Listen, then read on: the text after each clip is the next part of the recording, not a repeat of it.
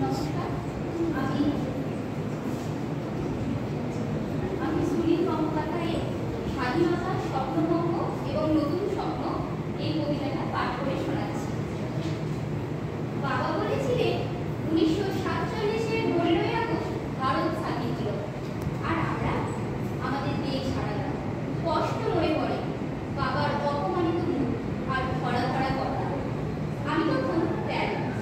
কথাটার মর্ম তখন ঠিক বুঝিনি। মুখ ছটফট করছিল, বাইরের হুল্লোড়ে গলা মেটাবার জন্য। প্রভাত পেরিতে পারছিল বিপদ। পাশের বস্তির বাচ্চারা কি নিয়ে চেঁচামেচি করছিল জানি। মহাত্মা গান্ধী এই শহরের কোথাও খাটিয়ায় শুয়ে আছে। কে যেন বলছিল তিনি কাঁদছেন খুব। আমার মাও ছলছল চোখে বলে উঠলেন, চাঁপা ফুলের গাছটা আমি নিজের হাতে লাগিয়েছি। এবছর সেই গাছে ফুল ফুটবে, আমি আর দেখতে পাবো না। লাহোর না এলাহাবাদ কোন শহরে যেন হোটেলের ঘরে বসে ঘামতে ঘামতে র্যাডক্লিফ নামে এক ইংরেজ কাটাকুটি খেলছেন ভারতের মানচিত্র নিয়ে। তিনি আমার মায়ের চাঁপা ফুল গাছের কথা কিছুই জানেন না।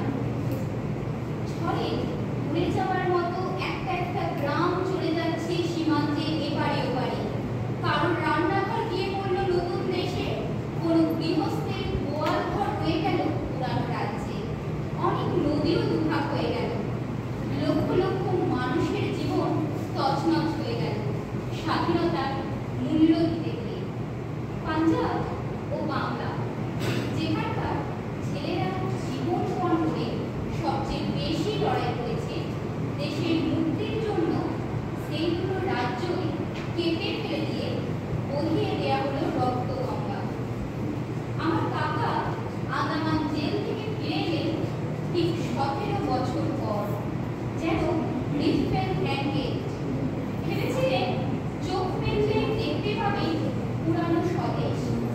সমুদ্র পেরিয়ে এসে যখন চোখ মেলালেন, যেন এক প্রচন্ড ঘুষি মারল তার চোখে। তিনি দেখলেন র্যাডক্লিফের ঝুড়িতে ঘুমের যেখানে সেখানে খবর। তিনি দেখলেন মানুষ আর মানুষ নেই, শুধু হিন্দু কিংবা মুসলমান। ফজল চাচার ঘুড়ির দোকান আগুনে পুড়ে ছাড়ায়। শুকনো দাড়িওয়ালা এক দরবেশ, যিনি মাথায় চামর বুলিয়ে আদর করতেন সকলকে। তার লাশ ট্রাম লাইনের পাশে পড়েছিল 3 দিন। প্রেসিডেন্সি কলেজে কাকার সহপাঠিনী রেহিনা সুলতানাকে কামড়ে ছিঁড়ে খেয়েছে কয়েকটা রাক্ষস। আর শিয়ালদা স্টেশনে সব প্ল্যাটফর্ম জুড়ে শুয়ে আছে ওপারে গৃহহারা ছিন্ন মানুষ। কোনো জননী এক সন্তান মারা গেছে পথে, অন্যটি খিদে কাঁদছে, হাতে ভিক্ষার পাত্র। এক পুরোহিত একেবারে নির্বিকার। শ্যামলী নামের ধর্ষিতা মেয়েটির রক্তস্রাব বন্ধ হচ্ছে না কিছুতেই। সেই সব পরিবারের মাঝখানে দাঁড়িয়ে আন্দামান ফেরত বিপ্লবীটি প্রত্যক্ষ করলেন স্বাধীনতার স্বরূপ। এক বৃদ্ধ চিৎকার করে উঠল, গান্ধীটা মেনে নিল দেশভাগ। তার পেয়ারে জওহরলালকে কিছুতেই বোঝাতে পারল না।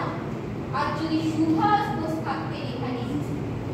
সেই চিৎকারের প্রতিধ্বনি যেন পৌঁছে গেল দিল্লিতে।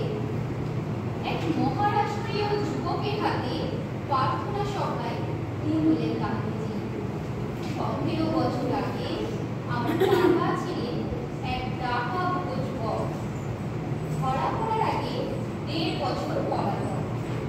তখন রোজ ভালো করে খাওয়া যেত না।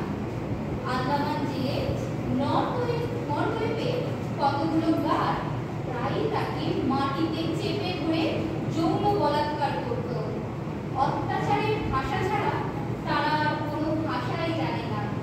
কাকা যখন ফিরে এলেন, তখন সেই সুপরিচিতি আর চেনা যায় না, যেন এক দেশপ্রেমিকের বেতন ছায়া।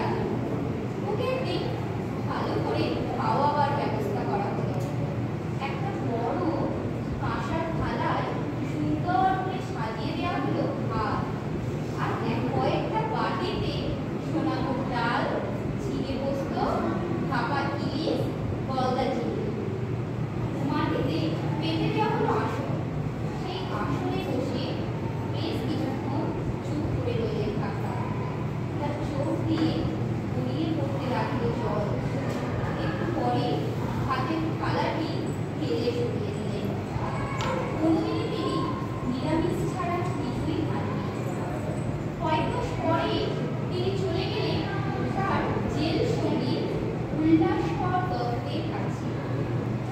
দুজন মুখোমুখি চুপ করে বসে থাকছে, যেন সব কথা ফুরিয়ে গেছে।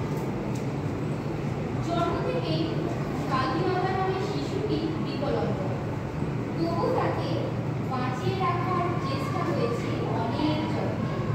তার গায়ে বারবার বদলে বদলে যে জামাটি পরানো হয়েছে তার নাম গণতন্ত্র। পাশে নতুন দেশটি কিন্তু সে পোশাকে তোয়াক্কা করেনি।